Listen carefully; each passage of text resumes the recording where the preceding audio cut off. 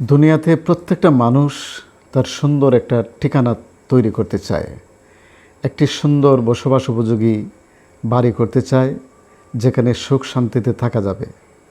একজন বুদ্ধিমান মানুষের কাজ হবে এই দুনিয়ার জীবনে সুখ শান্তির পাশাপাশি তার অনন্তকাল পরকালে কীভাবে তার একটি শান্তির জায়গা তৈরি করবে, চির সুখের স্থান জান্নাত কীভাবে লাভ করবে, পরকালে নবী করিম সাল্লাল্লাহু আলাইহি ওয়াসাল্লামের সুপারিশ কীভাবে পাওয়া যাবে, এই চিন্তাটা একজন মুসলমান নরনারীর থাকা উচিত।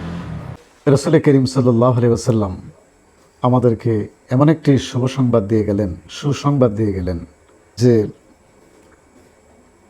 আমরা যে 5 ওয়াক্তের নামাজ পড়ি, এই 5 ওয়াক্তের নামাজের সাথে সুন্নতে মুআক্কাদা কিছু নামাজ আছে, সেগুলি আমাদেরকে পড়ার জন্য নবী করিম সাল্লাল্লাহু আলাইহি ওয়াসাল্লাম তাকিদ করে গেছেন। সুন্নতে মুআক্কাদা মানে যে নামাজটি পড়তেই হবে, তাকিদযুক্ত। রাসূল করিম সাল্লাল্লাহু আলাইহি ওয়াসাল্লাম বিনা ওজরে কখনো ছাড়েননি, এমন নামাজকে বলা হয় সুন্নতে মুআক্কাদা। এবং সেই সুন্নতে মুআক্কাদা কারিবুম মিনাল ওয়াজিব, একেবারে ওয়াজিবের কাছাকাছি। কাজেই যে নামাজগুলি সুন্নতে মুআক্কাদা তার অর্থ হলো ওয়াজিবের মতো, ইচ্ছে করলে আপনি সেটা বাদ দিতে পারবেন না, আপনাকে পড়তেই হবে বিনা ওজরে, বিনা কারণে। আপনি এই সুন্নতে মুআক্কাদা ত্যাগ করলে মারাত্মক গুনাহগার হবেন। তো রাসূল করিম সাল্লাল্লাহু আলাইহি ওয়াসাল্লাম আমাদেরকে একটি সুসংবাদ শুনিয়ে গেলেন। সেই সুসংবাদটা কি?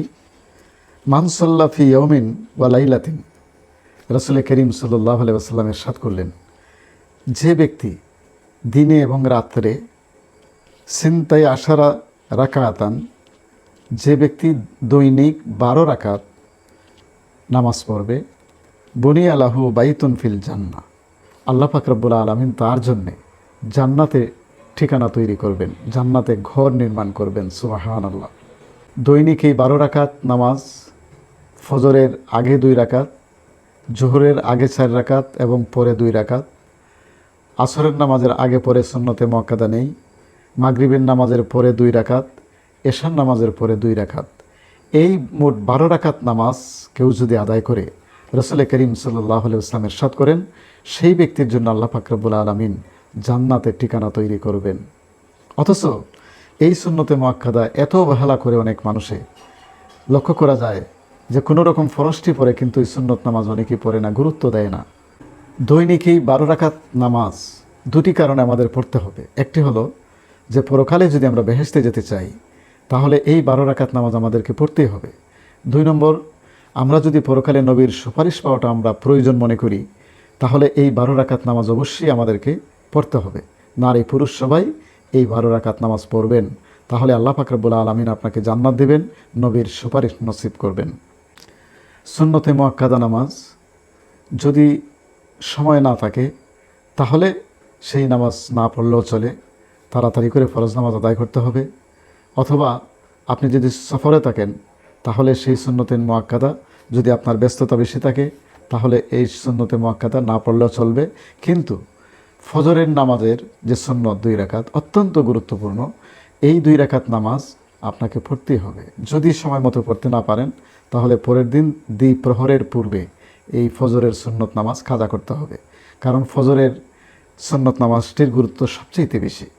রাসূল করিম সাল্লাল্লাহু আলাইহি ওয়াসাল্লাম ইরশাদ করেছেন যে ফজরের 2 রাকাত সুন্নত নামাজ দুনিয়ার সমস্ত সম্পদের চাইতেও আল্লাহর কাছে অনেক উত্তম।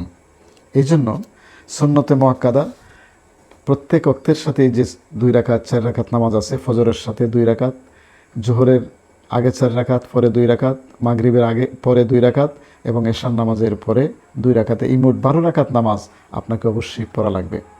জান্নাতে ঘর নির্মাণ করার জন্য, জান্নাতে ঘর বরাদ্দ পাওয়ার জন্য এবং পরকালে নবীর সুপারিশ পাওয়ার জন্য আল্লাহ পাক রব্বুল আলামিন দৈনিক এই 12 রাকাত সুন্নতে মুআক্কাদা নামাজ যেন পড়ার তৌফিক দান করেন। আজকে এই পর্যন্ত, সবাই ভালো থাকুন, সুস্থ থাকুন। আসসালামু আলাইকুম ওয়া রাহমাতুল্লাহি ওয়া বারাকাতুহু।